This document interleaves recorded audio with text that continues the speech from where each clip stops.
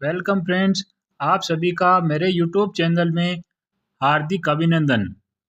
दोस्तों, हमारे देश का संविधान 26 नवंबर 1949 को बनकर तैयार हो गया था तथा इस दिन अंगीकृत यानी स्वीकार भी कर लिया गया। लेकिन संविधान को 26 जनवरी 1950 को लागू किया गया। संविधान अंगीकृत होने के बाद 2 महीने का इंतजार क्यों किया गया तथा संविधान लागू करने के लिए 26 जनवरी की तारीख को ही क्यों चुना गया, इन्हीं प्रश्नों का उत्तर आपको आज मेरे इस वीडियो में मिलने वाले हैं। 26 जनवरी 2024 को हम देश का 75वां गणतंत्र दिवस मनाएंगे। देश भर में हर साल 26 जनवरी को गणतंत्र दिवस के रूप में मनाया जाता है। गणतंत्र का अर्थ होता है देश का सर्वोच्च व्यक्ति जनता द्वारा चुना जाना। आज़ादी के आंदोलन से लेकर देश में संविधान लागू होने तक 26 जनवरी की तारीख का अपना विशेष महत्व रहा है। 31 दिसंबर 1929 को कांग्रेस का लाहौर में रावी नदी के तट पर अधिवेशन हुआ था।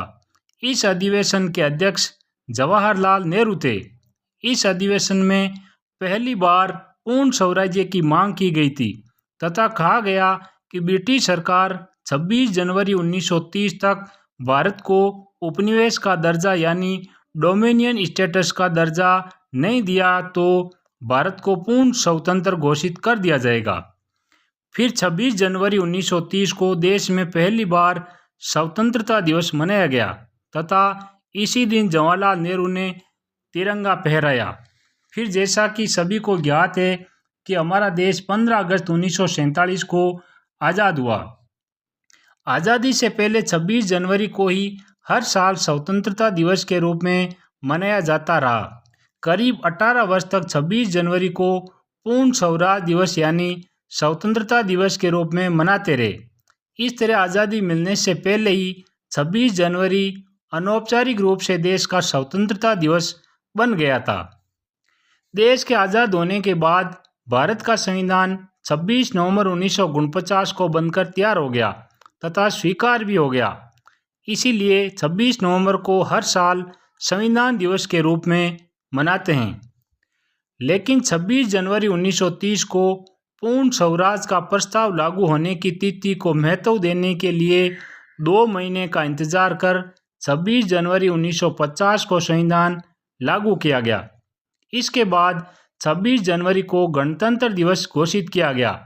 1950 में देश के पहले भारतीय गवर्नर जनरल चक्रवर्ती राजगोपालाचारी ने 26 जनवरी के दिन भारत को एक संप्रभु लोकतांत्रिक गणराज्य घोषित किया।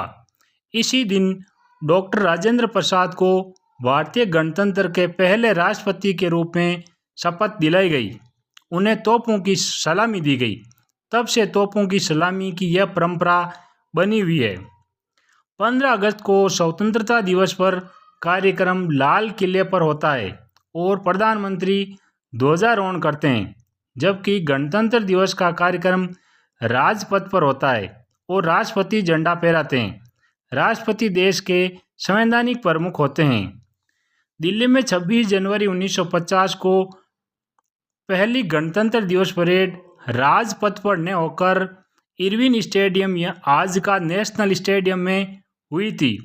1950 से 1954 तक दिल्ली में गणतंत्र दिवस का समारोह कभी Irwin stadium, Kingsway camp, Lal Qila तो कभी रामलीला मैदान में आयोजित हुआ।